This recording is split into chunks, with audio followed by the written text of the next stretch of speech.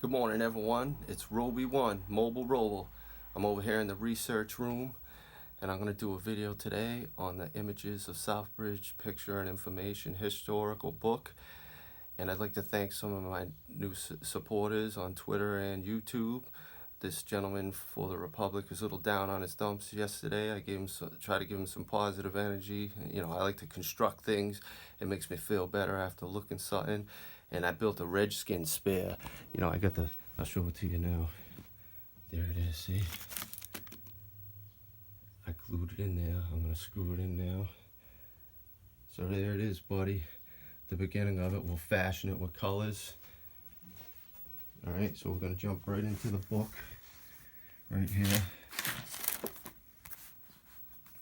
The Images of Southbridge, Mass.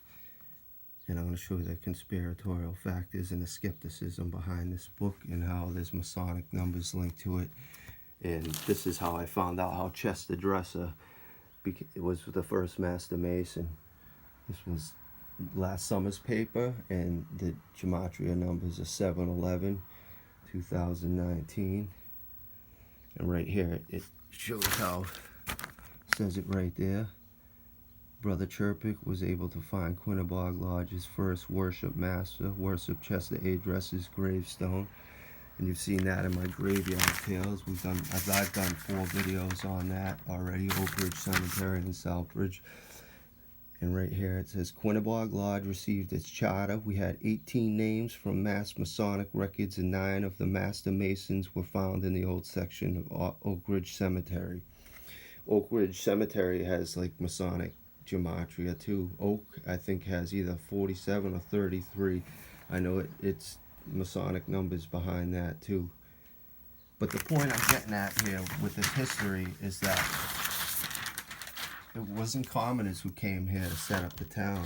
It was elitists and Masons.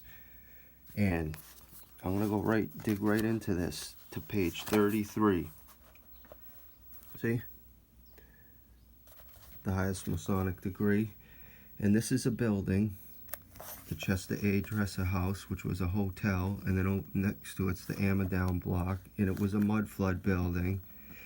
And this was in a fire at one point in the 7th, actually at 2 points, they say. And it's funny how John Levy and Autodidactic both say that most of these old structures, they say, were in a fire. And there's only lithographs, and there's supposedly a picture in here, but you'll see right here. And this new view, in this view, the Masonic building, originally the Chester A. Dresser House, with its ornamental cupola, is featured.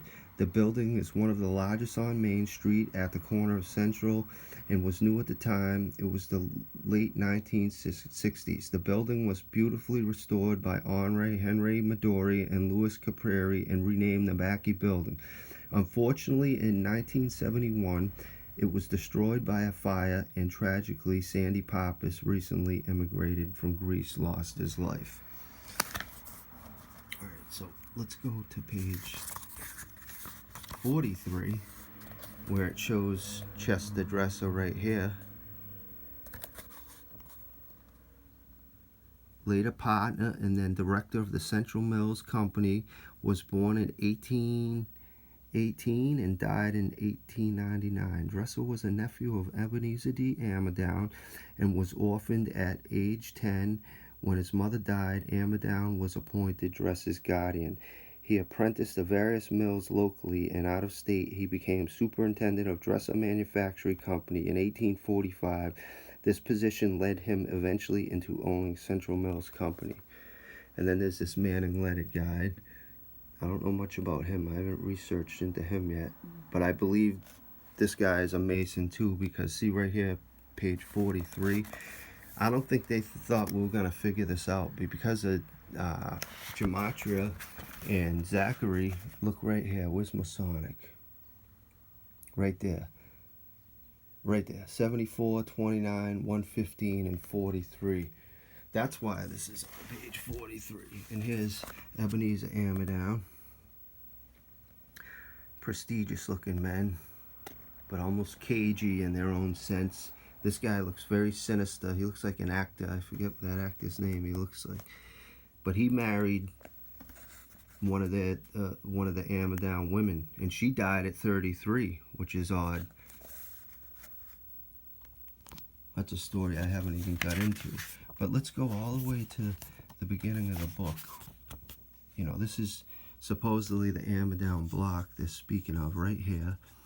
I believe that's supposed to be the Baptist church, and then over to that, the Dresser house. And supposedly this looks like, to me, a kid's drawing, as autodidactic and John Levy would say. These guys were big architects and prestigious men. These guys were not commoners. They were hand-picked, hand-elected to do this, and I believe the Masons came in and set up before they let any commoners in. All right. I've read this whole book. All right, now here's a woodcut, supposedly, from 1836. And this is the Baptist church in the Amadown block right here. These are the buildings they say burnt. And these are mud flood buildings today. And now here's another lithograph drawing, the Baptist church and the little Amadown block. You know, this, when they made this book, I think it was in the 70s or something. So 100, 200 years later, you can put whatever you want in a book. Right here, this almost looks like it has a mud flood appeal to it. And if you know Southbridge, it doesn't go up this way, so it's odd. One thing that kind of fascinates me with these guys, great excavators without all the excavating stuff today, and how many shovels were sold back then, and also how many people did it take to dig it out, and how many people were actually in the town at that time. I'm looking into this. They can't find the big brick distributor. The records of our library don't go back that far. Here's a supposed picture of the block that burnt. That's the Baptist church, and then right here is the Amadown buildings. And what I think is very skeptical about this is, look at how right here, there's nothing, you can't see nothing around it. And then it almost looks like it's in like black tar water. See how there's like a mirrored, maybe it rained that day and they took a picture, but this could be anywhere. That could be a Hollywood ghost town. An 1860 photograph for the commercial district in Southbridge between Main Street and what is now Central and Foster Street.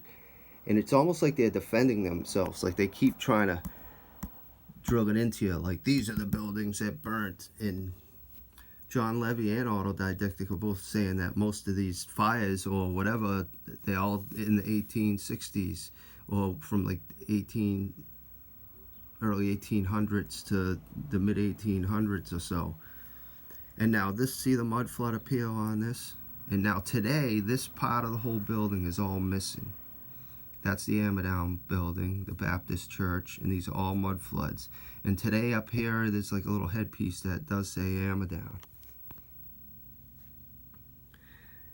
This is the 1880s view of the buildings that were replaced, the structures destroyed in the fire of November 14th, 1863. On the left is a 4-story C.A. Dresser house built as a hotel in 1870 to 71 on the site of Healy's Tavern. So they're saying it took a year to build that. The 4-story building on the right of the C.A. Dresser is the Amadown building, built by Holmes Amadown in 1870 to 1871 on the site of the original town meeting house. Amadown, in the 2nd story of this building, was specially built as a modern library which was donated to the town, and it was used as the public library from 1872 to 1915.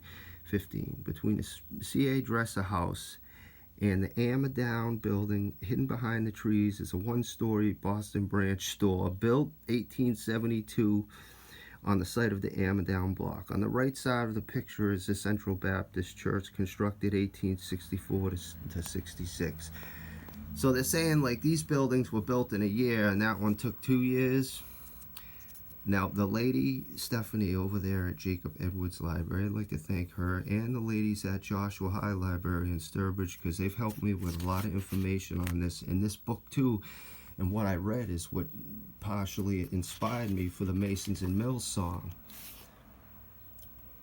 Now in the fire also, it says that in the 2nd story there was accelerants, and I'm going to put all this stuff on on Twitter. My videos go to YouTube and then they go to Twitter.